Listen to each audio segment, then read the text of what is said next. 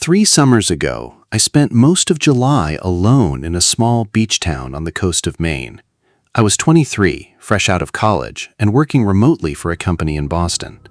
My parents owned a tiny vacation house there, about 2 blocks from the ocean. During weekends, the place was usually packed with tourists. Weekdays were completely different. After sunset, the streets became almost empty. I actually loved it. Most nights I'd walk down to the beach with a flashlight, sit near the water, and listen to the waves. One Thursday night, around 11:30, I noticed something strange. A light was moving offshore. At first, I assumed it was a fishing boat, but the longer I watched, the less sense it made. The light wasn't traveling across the water. It would disappear for a few seconds, then suddenly appear somewhere else. Sometimes it was far to the left. Sometimes it seemed much closer. There was no engine noise, no navigation lights, just one pale green glow floating in the darkness. I pulled out my phone to record it. The camera wouldn't focus. Then my phone lost service. That wasn't unusual near the beach, so I didn't think much of it. Until the light suddenly stopped moving. It was pointing directly toward me. I remember feeling ridiculous for being scared. Then I heard footsteps behind me. Slow footsteps, coming from the empty boardwalk. I turned around. Nobody was there. The footsteps stopped. Then the green light offshore blinked 3 times. And from somewhere behind me, a woman's voice quietly said, "Don't go into the water." I froze because I hadn't told anyone I was there, and I hadn't even been thinking about swimming. Not until that moment. I didn't move for several seconds. I kept staring at the empty boardwalk, expecting someone to step out from behind the dunes. Nothing. Then I looked toward the water. The green light was gone. I told myself the voice had probably come from one of the nearby houses. Maybe someone had been walking along the beach and I simply couldn't see them. Still, I decided to leave. I turned toward the path leading home. That's when I noticed the footprints. They started near the water and continued across the wet sand. Bare feet. A single set. What bothered me was the direction. They weren't coming from the ocean. They were going toward it. I followed the footprints with my eyes until they disappeared into the darkness. I suddenly heard a faint splash, then another. I stepped backward. My phone vibrated in my hand. For some reason, the signal had returned. I looked at the screen. There was one new voicemail. No caller ID. I played it. At first, there was only static. Then I heard waves. And underneath them, someone breathing. I almost deleted it. Then a whisper came through. "Turn around." I did. Nothing. But when I looked back at the beach, I saw something that made my stomach drop. There were now 2 sets of footprints. The second set had appeared behind me.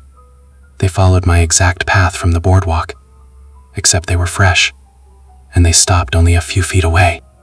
I ran. I didn't look back until I reached the house. I locked the door, closed every curtain, and tried convincing myself that I'd imagined everything. Then, at 2:14 a.m., someone knocked on my bedroom window. 3 slow knocks. I lived on the 2nd floor, and outside that window, there was nothing but a dark ocean.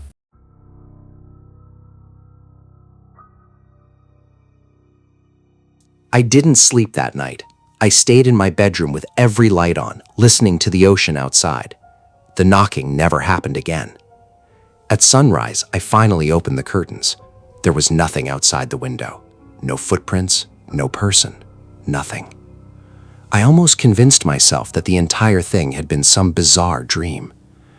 Then I noticed something on the sand. A small object was lying directly beneath my window. I went downstairs and stepped outside. It was an old photograph. The picture showed a group of teenagers standing on the same beach. The image looked decades old. On the back, someone had written, August 14th, 1987. I stared at it for a long time. Then I noticed something else. One of the girls in the photograph was standing near the water. Her face had been scratched out. I took the picture inside and showed it to the woman who owned the little grocery store near my house. The moment she saw it, her expression changed. She asked me where I'd found it. I told her. She went silent. Then she said something I'll never forget. "That beach isn't safe after midnight." I asked her why. She wouldn't answer. Instead, she told me about a girl who disappeared from that town in 1987. Her name was Emily Carter. She had gone to the beach with friends one night and never came home. Search teams found her clothes near the shoreline, but they never found Emily. The woman looked directly at me. People still hear her sometimes. I laughed nervously. Why would she warn me not to enter the water? The woman didn't laugh. She simply said, because she wasn't the first. That afternoon, I searched the internet for Emily Carter. I found an old newspaper article, but there was something strange about it. The article had been published on August 15th, 1987, and underneath the headline was a photograph. It was the exact same picture I had found beneath my window, except in the newspaper version, Emily wasn't standing in the photograph. She was standing behind the photographer. I stared at the newspaper for almost an hour. There was no way the photograph had been altered. I zoomed in again and again. The other teenagers were standing exactly where they had been in the old picture.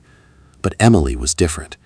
In the newspaper photograph, she stood several feet behind them, staring directly at the camera. I called the number listed for the local historical society. An elderly man named Walter answered. When I mentioned Emily Carter, he became quiet. Then he asked me one question. "Did you find the photograph?" I didn't tell him where I'd found it. I simply asked what he meant. Walter sighed. He told me that Emily wasn't the only person who disappeared from that beach. There had been another disappearance in 1974, then another in 1998, and another in 2011. Different people, different years, but every case had one strange detail. Each person had reportedly seen a green light offshore shortly before disappearing. I asked Walter what happened to them. He said nothing happened to most of them. I didn't understand. What do you mean? They came back. My blood ran cold. According to Walter, 3 people had returned days after disappearing, but none of them could explain where they'd been, and all 3 refused to go near the ocean again. Before ending the call, Walter gave me one warning. If you see that light again, don't answer the voice. That night I stayed inside. At exactly 12:03 a.m., the lights in my house flickered. Then my phone rang. Unknown number. I answered without thinking. For several seconds there was only static. Then I heard my own voice. It whispered, "I'm standing on the beach." I dropped the phone because I was standing inside my bedroom, and outside my window, I could see myself standing beside the ocean.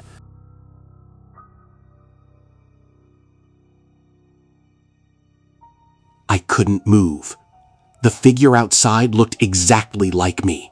Same jacket, same hair, same posture. It was standing near the shoreline, staring toward my house. Then it slowly raised one hand. My phone started ringing again. Unknown number. I didn't answer. The figure outside lowered its hand and began walking toward the water. I watched helplessly as it stepped into the waves. Then the green light appeared offshore. It was closer than I'd ever seen it.